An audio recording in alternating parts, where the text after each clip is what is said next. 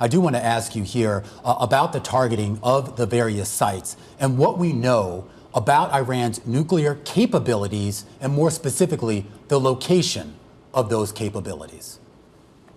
Right. Well, at least what we know, and nobody should be completely confident we know everything, was that they had 18 separate sites, one of which the Israelis largely destroyed last October, retaliating for an Iranian ballistic missile attack on Israel. So the targets that I've seen mentioned in the press cover most of those sites. We'll see what happens in subsequent days. But the Israelis are certainly going after key elements of the program. The Natanz facility attacked last night, as you mentioned. The Esfahan facility, very important, not well known, but very important. It's the place where they take uranium in a solid form and turn it into uranium in a gas form, uranium hexafluoride, which you have to do to enrich. So if you can't convert uranium from uranium oxide, yellowcake, to uranium hexafluoride, you can't spin it in centrifuges. That was attacked last night, very important. We don't know fully, obviously, what the damage is, and we expect that, according to press reports, this could continue for as long as 2 weeks. Yes, and they have said that. We should also point out, again, we do not know the damage. The Iranians have weighed in, saying that they will actually still continue their nuclear program. And I guess that gets to the question, Ambassador, of whether Israel can truly neutralize this nuclear program. I mean, there's been a lot of talk about Natanz and just how deep underground that is, the way that it's protected by mountains. I mean, are there actual military capabilities to truly do away with it? Look, I don't think there's any doubt that Israel, apart from the enrichment site at Fordo, can destroy any of these facilities. Most of them are above ground. We could do a better job, and it's one reason why we should be working with the Israelis on this with our bunker buster capability.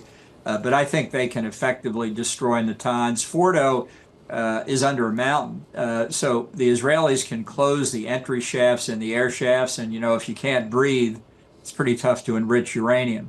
The things we don't know, though, are whether Iran is renting or has nuclear facilities in North Korea, which is obviously beyond the scope of Israel's capabilities. But I'm sure the Israelis are going to go after these 17 remaining known sites during the course of their offensive and try and take them out, and it is possible for them to do it. Mr. Ambassador, my question to you now is, based on your best understanding, why now? Israeli officials said that the strike was preemptive. It has been months since the last round of Iran or Israel strikes. So is this Israel using the element of surprise to its advantage, or is there, do you think, something specific that prompted this? Well, it was reported in the Israeli press today that Netanyahu said he had intended to do this in April. And the thing that prevented him was Trump announcing he was sending real estate dealer Steve Witkoff off to negotiate with the Iranians. And that explains the 2 months delay. I think the Israelis really waited to the last possible minute, maybe even beyond the last minute, because they worried that Iran was as close as they could permit to actually having a nuclear weapons capability. You're seeing in the skies over Israel right now Iranian ballistic missiles coming in, most being intercepted. And no one can know whether under the nose cone of one or more of those ballistic missiles is a nuclear weapon. And Israel doesn't want to live under that threat, and we wouldn't either. The U.S. has made clear that it was not involved in these strikes. Does that matter when it comes to retaliation from Iran?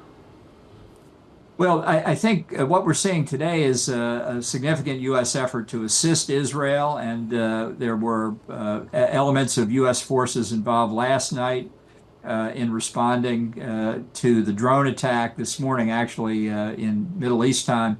F-15 stationed in Jordan and other capabilities we have. I think we'll be strengthening our forces there because of our deployed troops at the various bases in the Gulf, and hopefully to help out the Gulf Arab allies as well. It's very interesting that last night, I think Secretary of State Rubio said Israel had acted unilaterally, and there was no statement of support for Israel in his remarks. Whereas today, President Trump has been saying that we support Israel and this attack will boost the stock market ultimately. So it's an interesting shift in the administration view. I am curious, as we sort of move forward with the next steps in all this, and I do want to go back, particularly with your time serving the administrations, and specifically that speech that Netanyahu gave back before the UN, I believe in 2012, in the fall of 2012. And everyone knows he held up that picture of the bomb. And I know a lot of people made fun of him. But underneath the surface, there was a lot of substance to what he was talking about how far along the Iranians, in his view, were with their nuclear program. And I do wonder if you can reflect back on that day and answer the question as to whether Netanyahu was indeed right. Well, I think he was. You know, the negotiations, serious negotiations, were started by the Europeans with Iran in 2003. And the conditions they were willing to accept were that Iran could have a civil nuclear power program, but it could not have the capacity to enrich uranium. That they would buy fuel rods from the outside world, and then they would send them back after the fuel had gone through the reactor. The Iranians insisted for years that they needed to have a domestic uranium enrichment capability, which the Obama administration ultimately conceded in the 2015 deal. That was the fatal mistake, because that is what gives Iran the ability to enrich uranium to weapons grade. People say, oh, it's such a huge distance between reactor grade uranium and weapons grade uranium in terms of the enrichment process. In terms of the actual physical energy expended, it's very close. You have enriched to reactor grade. You've done 70% of the work you need to get to weapons grade. Yeah. That we never should have permitted the Iranians to have. Where we stand right now with the military action, and I assume this takes any real chance of a true nuclear deal off the table, no matter what the president says, it raises the question as to what type of fuel is there, how weaponized it has become, and what control, or I should say, who would have control of that if this military conflict escalates? Well, it depends on what damage the Israelis inflict. You know, at the uranium conversion facility at Esfahan, there's a lot of radioactive material, not enriched to at all at that point. And that could be scattered around. I assume that the Iranians will continue, the Iranian government will continue to control it. But honestly, if for example, the regime in Tehran fell, I would hope that the U.S. and others could go in and under a new regime and take control of all of that and move it to Oak Ridge, Tennessee. That's where we stored the Libyan nuclear weapons program when they gave it up in 2003 and 2004. That's where we should put the Iranian nuclear weapons program if opportunity comes to us.